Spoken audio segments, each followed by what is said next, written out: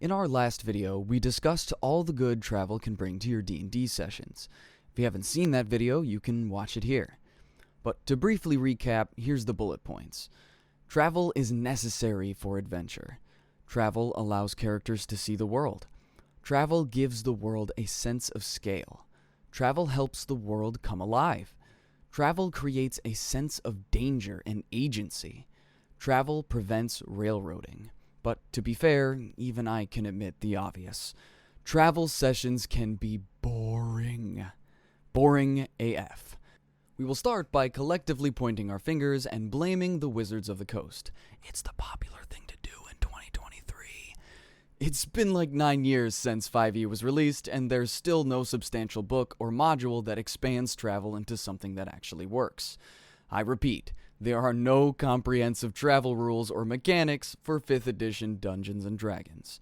And given that D&D has expanded from pure dungeon delving and wargaming, and is more about cooperative storytelling, this is ridiculous. But that's not all. The rules they do have are nothing short of pathetic. The player's handbook mentions travel pace rules on 2 pages only. The Dungeon Master's Guide offers 2 sad travel methods on page 106. Rime of the Frost Maiden has a few rules on pages 10 and 11 for surviving in blizzards.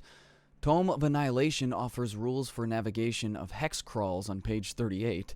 That's a measly 7 pages on travel, you know. The thing Frodo did for 3 volumes.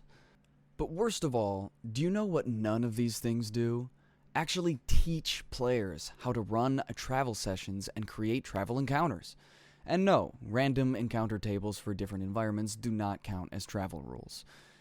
Ginny D mocks this marvelously. She points out that the Wizards of the Coast idea of making travel encounters interesting is having the enemies attack from the back rather than the front. Like, really? That's the best you could come up with? The conclusion is clear. D&D 5e travel rules suck. Okay, so Wizards left us out to dry on travel. So where else does everyone go to learn it? There is no authority we all rely on, no agreed upon 5e travel doctrine. Usually people learn how to play by playing. They observe their DM and other players and pick up the game as they go along. And for D&D, that usually works great. However, when it comes to travel, since so few of us have played truly fun and engaging travel, we just perpetuate bad examples. We're all just winging it, going with our gut. And in this case, our gut betrays us. Travel can easily be tedious, meaningless, time-consuming, and boring. The default gut instinct combines all the worst parts of D&D in a single session, and unsurprisingly, everyone hates it. Here's what I mean. One instinct is to narrate a bit, add 1 or 2 random encounters, narrate some more, and have the players arrive at the destination. After all, when players are wandering in a dungeon, a random encounter can be a really good way to keep them on their toes and add some excitement.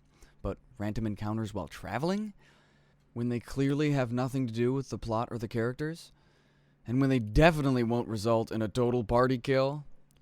Players see right through that crap and immediately recognize it as the meaningless scene with 0 tension. And unsurprisingly, they don't think traveling is very fun. Matt Colville articulated this perfectly.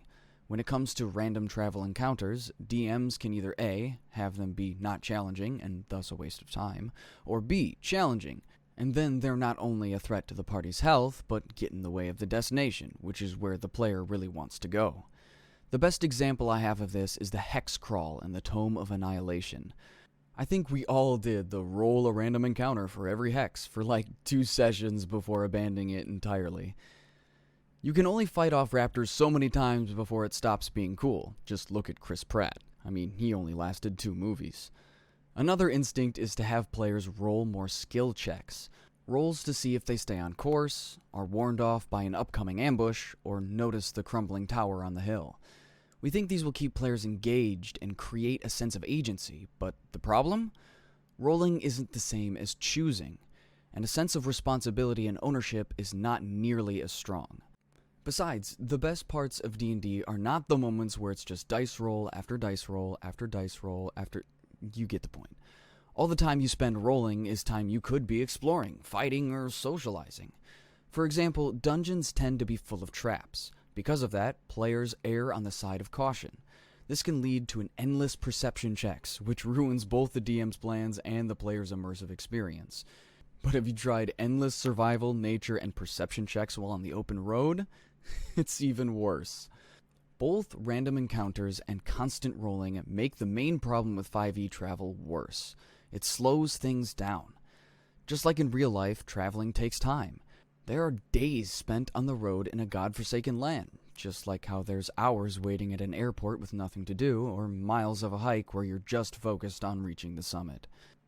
To accurately roleplay the endless hours of travel in D&D would be excruciating for both players and DMs alike. Players want to meet some strange people, explore forbidden castles, and face off against a vampire. You know what they don't want to do? Spend money on basic taverns, manage supplies, and set up takedown camp 9 days in a row. There's a reason players rarely visit those parts of their character sheet. These activities can be sprinkled in, but they dominate travel, and misses the point of adventuring. And while I'm sure a case can be made for tasking players with tracking every drop of water, morsel of food, and piece of equipment, the vast majority of campaigns do not benefit from that style of play. Remember, we play D&D to escape the mundane in life, not repeat it. We need more ways to play travel in our games and methods to make travel more engaging and fun. So, the work has only just begun. Originally, this video was going to cover everything about D&D 5e travel, not just why it's necessary, good, and why so many of us hate it oh so much. But then I found myself 5,000 words later and lost in a structural nightmare. I realized that, just like too many travel sessions, it was way too long. So instead, I expanded the travel series into a 3-part series. Hopefully this video was a pleasant taste of what is to come, and has sparked your imagination for introducing more travel into your own campaigns. Awesome Dice, signing off.